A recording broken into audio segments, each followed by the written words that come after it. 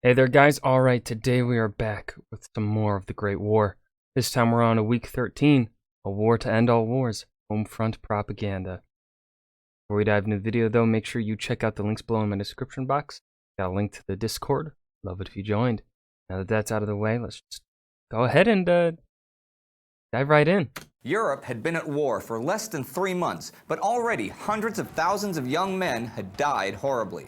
In the interests of morale and patriotism, the media in each warring nation had portrayed its side as good and the enemy as evil. And what we begin to as you see should do in war.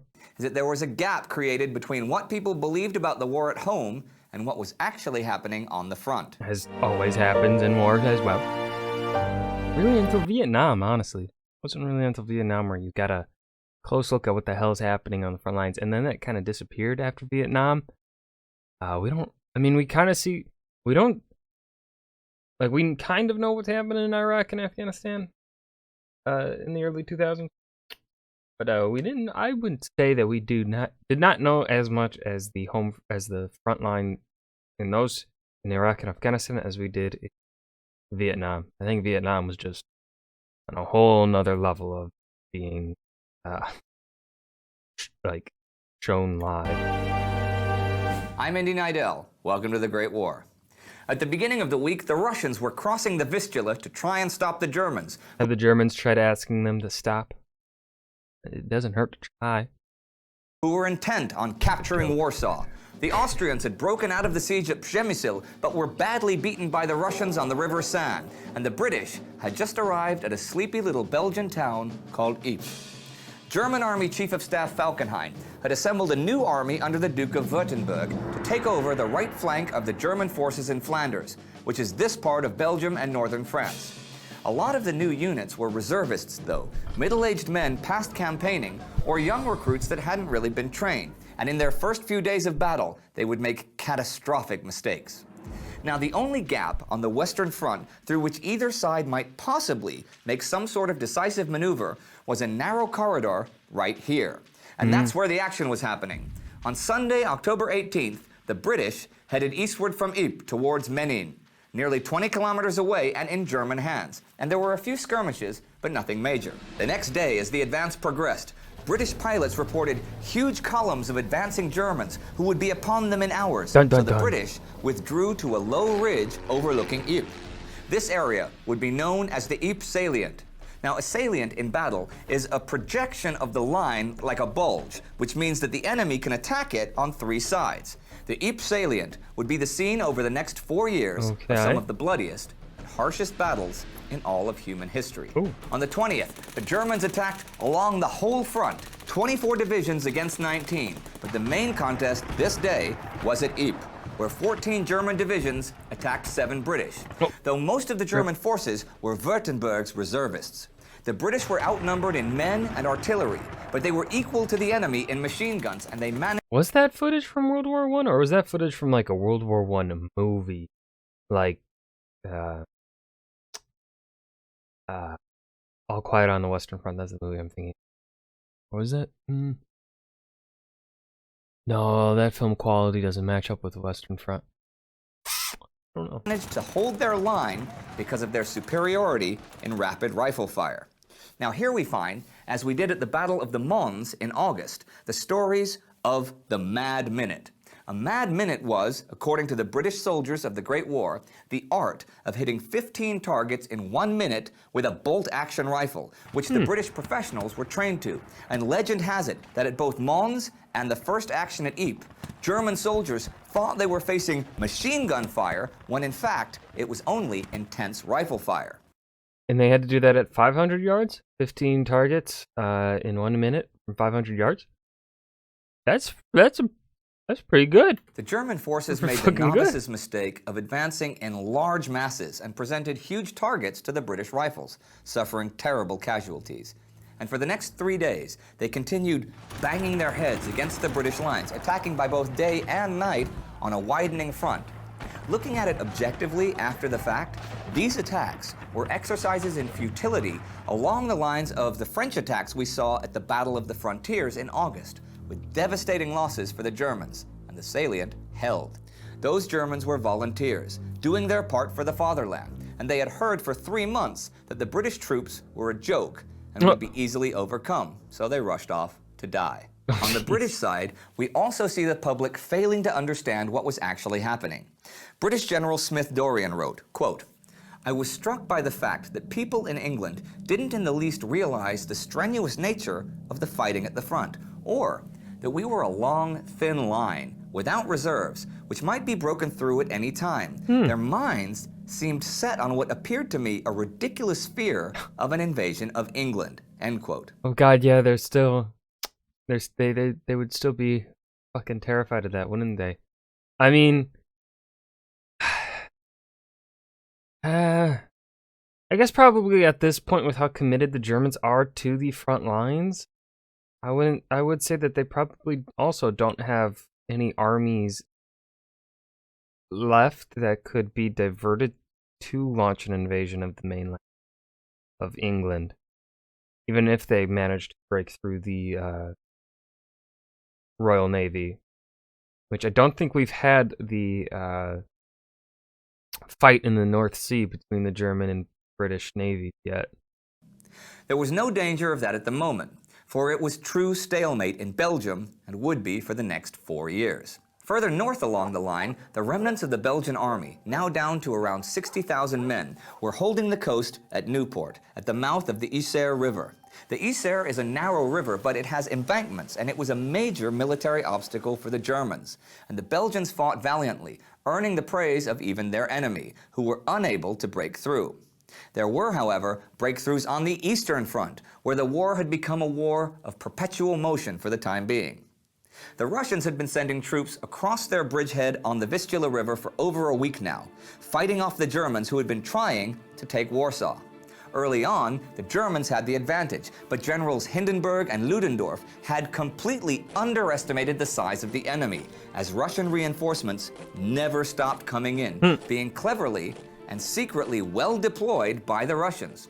Nice From job, October Russia. 18th to Doing 23rd, something right. the Russian army, after weeks of preparations, began its own attack, even threatening to surround the Germans, who began to retreat on the 20th, realizing that with the mud and the sheer number of opponents, they would not be able to take Warsaw. Further south, the Austrian Chief of Staff Conrad tried again to take on the Russians with his army. This time, One thing that, all right, I gotta interrupt.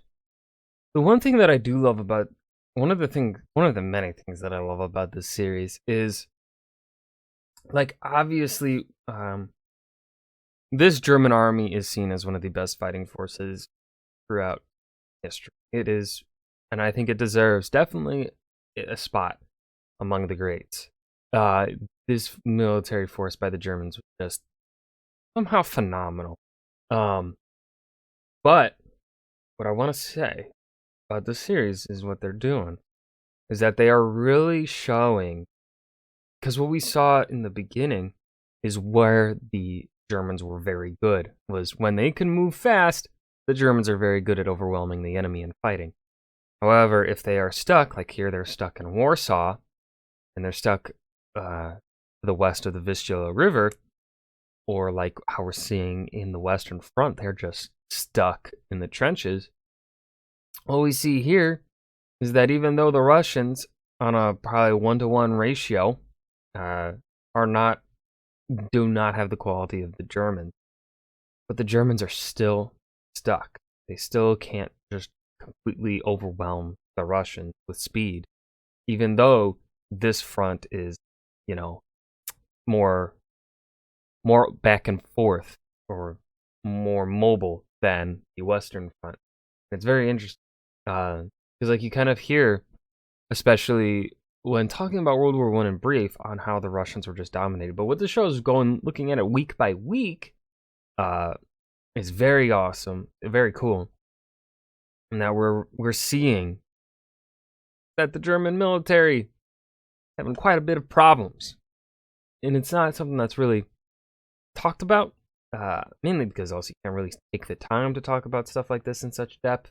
But I'm glad that this series exists for that. I think I made those words make sense. Time at Ivangorod. This was not as prudent as the German retreat. On the 22nd, the Austrians attacked, and 4 days later, they were forced to retreat. with 40,000 Austrian casualties. Oof. Once again, the Russians would surround Przemyśl fortress, garrisoned by 150,000 men, and it would once again be an Austrian island in an ocean of Russian territory. And since I mentioned oceans, we should turn our attention to the Yellow Sea, where the Japanese had the German port of Tsingtao under total blockade. This week, the German torpedo boat S-90 slipped out of the harbor and sank the Japanese cruiser Takachiho with a single torpedo. Damn. 271 sailors were drowned.